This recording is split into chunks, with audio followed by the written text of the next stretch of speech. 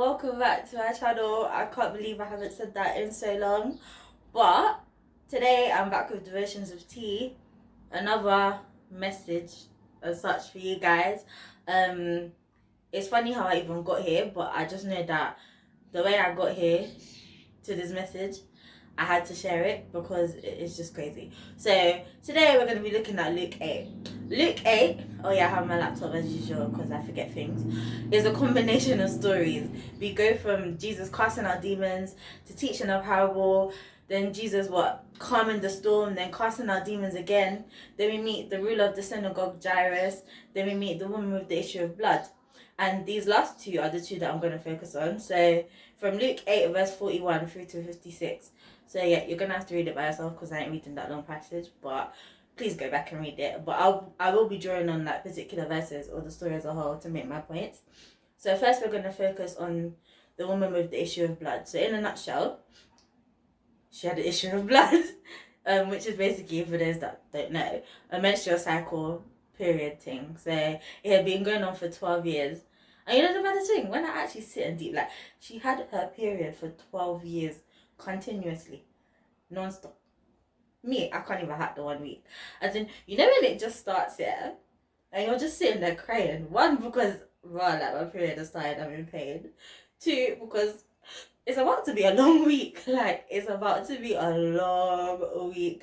You go from back pains to cramps. Some people be throwing up. Some people get it so bad, you know, they be throwing up, weight gain, weight loss. Your hormones are all over the place, mood swings. Mate, the pain is intense. You're tired, you're stressed. It's not the one. And this woman had to deal with that for 12 years. But I actually fought for her, I ain't gonna lie. But anyway, by this point, she'd spent all her monies, she'd used all her time going to doctors for a cure, but none could come up with one. In Mark 5, where the story is also told, verse 28, we are given a depiction of her faith. She says, "If I may but touch his clothes," him being Jesus, "I shall be made whole." Back to Luke 8 and verse 42, we are told that the crowds that had gathered thronged Jesus, meaning they were pushing against him and surrounded him because obviously everybody wanted a miracle. This woman with the issue of blood pushed through all these people just so she could touch his clothes, Jesus' clothes. And Jesus even acknowledged this. He turned around and he told her, your faith has made you whole. But even before he said that, it was funny because he was there like, who touched me? Who touched me? And Peter and everyone was bewildered, like, my brother, like, there's bare people, everyone's touching you. What do you mean? And he said, no, like, I literally felt it, like, who touched me? And do you know what's funny about Jesus? He been knew who touched him. Because how could he tell her that her faith had made her whole? But anyway, that's just a bit of a story that I find funny. But anyway, like this woman, many of us have problems that we've been dealing with for a long time. You've literally exhausted all but one of your options, and now it's like, where do I turn to? You spent so long looking for restoration and you've had enough. It may even be a sin that you're constantly indulging in and you just can't seem to shake. Temptation creeps up and you let it. The toll it has taken on your mind and soul and body is enough. Then you remember Jesus, or you hear about a man named Jesus. You think to yourself, I've seen what he's done in my life before, or what he's done in others. I've heard stories, watched sermons, heard testimonies, and you're like, that's what I want. I need that. Even just a piece of that. Like the woman said, all I need to do is touch his clothes and I will be made whole. Even like, maybe you're just watching this somehow and you don't believe in God. Or you do believe some supernatural being is there and you just haven't come to meet him yet. But now, whatever your situation, you've heard that Jesus is just one trip away. You're like, yeah, I can reach him. I can have my own story to tell. I can get healing. My dreams and goals can become my reality. I can resist temptations from my sins. Then boom. Just like that. Just when you thought it was easy, there's a whole crowd in front of you. As in, imagine this woman, yeah. She's checked from who even knows where. Just to see a whole... I know she's just standing there like, wow, like, what am I going to do about this? And it's like us, that there's a whole crowd in front of you and that seems to be blocking you from what you set out to accomplish, innit? This crowd may be illness, finances, broken homes, broken relationships, grief, COVID-19, pain, failures, past has come back to bite you.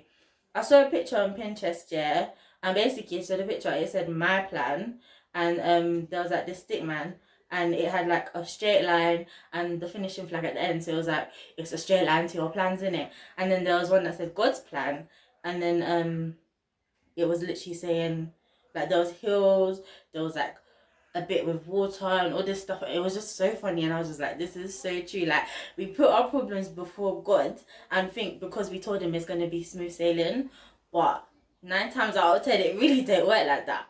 So when we reach the crowds, we have 2 choices.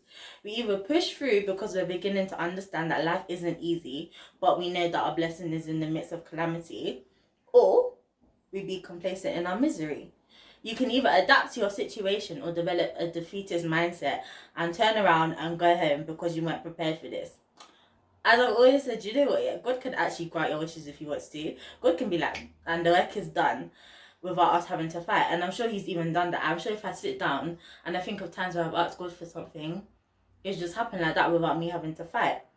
But the Bible says his ways are not our ways. He knows sometimes that we have to go through that valley. Psalms 23, a well-known passage, but I don't think we deep it sometimes. Like, David literally said, yea, though I walk through the valley of the shadow of death, I will fear no evil, for thou art with me, thy rod and thy staff, they comfort me. David acknowledged that there will be hard times, dark times, definitely even knock at your door a couple times, but David said he will not fear because thy rod and thy staff comfort me. So basically, I went digging because I was thinking, I've heard something before, because I was talking about discipline with someone before, and they were talking about, you know, when Jesus said, like, spare the rod, spoil the child, whatever. So I went to go, like, research what the rod thing actually is. So I have, like, this Blue Letter Bible app, which is like an interlinear Bible app. So it provides, like, translations, and essentially, a rod or a staff, it translates to Sha'vet, and definitions include punishment, correction, and guidance. So when you think guidance and discipline and punishment and whatever, the word comfort doesn't really seem synonymous to any of those. Like, it's not a feeling that I would associate it with. More so pain, labor, intolerance, whatever. But imagine, David said that they comforted him. So yeah, I kind of thought while I was writing this, is this a reach? So correct me if I'm reaching, but we can find comfort in the discomfort, right? Our trials not only test us, but guide and discipline us. They mold us and lead us to where we need to be, who we need to meet. Who we need to meet. I think for me, that's where the comfort kicks in, because it's like, I know who waits on the other side, or I know who's guiding me through whatever it is before I've even reached the other side. And through this crowd, it's like the woman with the issue of blood.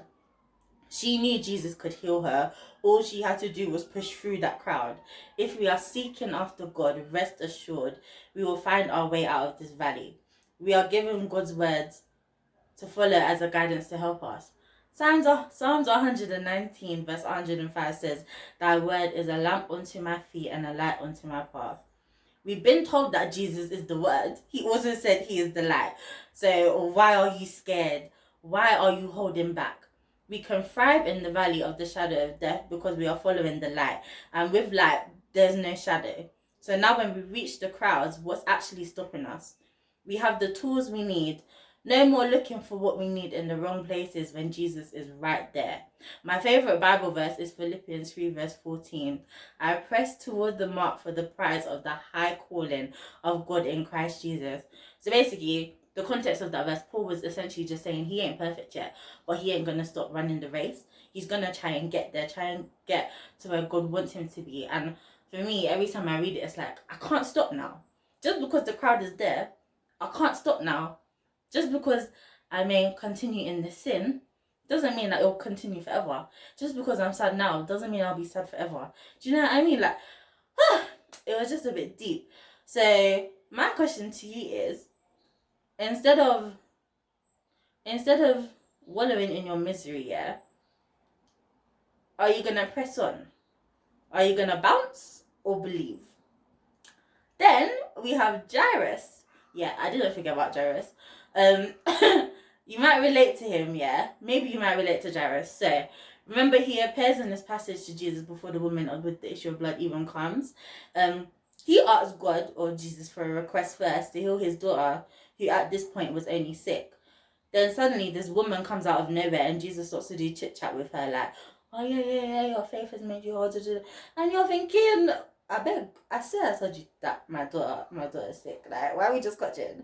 Like, should we not be moving? Should we not be going to heal my daughter? Like, let's go. So all this is going on, yeah. Then one of the people from Jairus's house comes to tell him the daughter isn't sick no more. She's dead. It's a bit mad. Luke 8 verse 42 emphasizes that this was his only daughter. So imagine the pain this man was feeling. Imagine he asked Jesus to do something, but Jesus took his sweet time working for others. I think many of us can relate to that, you know. So say you're Jairus, or you're like Jairus. You've been attending church for years. Then this one person comes, and a couple of months or so later, they're testifying how a massive miracle has happened in their life. You're thinking, have I not been in the faith for years? Like, what God? Like, where's my miracle? Have I not been praying? Have I not walked with you for longer? Like, God, what's going on? Then, or you may have presented the situation to God, and someone you know in a similar situation has had their prayers answered. May not even be like a similar situation. You might just be scrolling one day on like social media, to Insta, whatever, and you're seeing people celebrating jobs, promotions, babies, graduations, and you're thinking like, when's my turn? Then time has passed. You're thinking, okay, maybe God's not going to answer the plan, so what do I do now? You get some news, and your situation goes from bad to worse. Instead of a promotion, you get fired. Instead of a baby, you find out you're infertile. Instead of healing, your loved one is given 6 months to live. You're thinking, God, why didn't you just step in when I asked? God then turns around and tells you that you just have to believe. You're thinking, where has believing actually got me? He asks again, are you going to take the situation for what it is and bounce, or are you going to trust me? God tells you that despite the situation, he can make you whole, heal you, or comfort you through your pain. Do you laugh in his face like Sarah, or get on your knees and pray like Hannah? So imagine in verse 53 of Luke 8, yeah, the Bible says that the people of Jairus' house laughed Jesus to scorn. To be honest, I would have probably laughed too, because imagine, yeah, so Jesus had finally come to the house now, and they were like, yeah, he's dead. And Jesus was like, the little girl that ain't dead, like, she's just sleeping. So imagine you've actually seen someone cold dead, like, not moving, not breathing, and someone comes to tell you, no, she's just sleeping. You're telling me, I wouldn't even laugh. I'd really just cuss. Like, forget laughing. I'd just start cussing you, like, are you well? Like, I've literally seen this girl dead. So we literally do this every time we limit the power of God to change our situations. When we forget we serve the same God who parted the sea, caused walls to fall, made a donkey talk, gave a virgin a baby, and more. That God is still the same God of today. We look at situations for what they are without God's hand being in the midst of them. There's even a case where Jesus couldn't perform miracles because the unbelief from people around him was just too much. Are we limiting God with our unbelief, or are we trusting him to resurrect the situation just as Jesus did Jairus' daughter? When the going gets tough, are we going to bounce, or are we going to believe? So yeah, it's a bit deep, because I literally asked myself that question, am I going to bounce, or am I going to believe? I think this week was just really hard, like from Monday to Tuesday to Wednesday to Thursday to Friday. I've just been emotionally exhausted, and you're just thinking, is this situation ever going to change? Like, why am I still here? It got to the point where I really just disconnected from my body, my emotions. I was just being at that point. Like, I was existing until reality hit, when I had to actually go have a shower, and I just started crying because I had to take everything within me just to pick myself up to bathe. And I was like, God, are you even listening? Like, where's the strength that you promised in Isaiah 40 verse 31? I've been waiting. Where is my strength? Do you know what I mean? But when I actually went through Luke 8, and as I said, it's a funny story how I actually got here, I was just like, oh my gosh, like, this is what I needed to hear. But yeah, it's just, when God is in the midst of your situation, anything can change, anything can happen. Even if the situation around you doesn't change, you change. And I think that's the key the key thing that I drew from it. So yeah, thank you for watching. And instead of asking you to subscribe, I'm going to ask you to go into the description box and please sign the petitions for, I don't know if I'm going to pronounce her name right, but Belly Mujinga, George Floyd and Breonna Taylor, because Black Lives Matter. And I'm very tired of the injustice. Like, when I say I'm tired, like, I don't understand why we go through so much, but I know that if we keep our voices heard, we can make a change.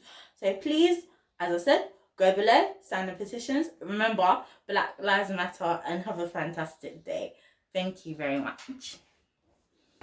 We mean business now, and we are determined to gain our rightful place in God's world.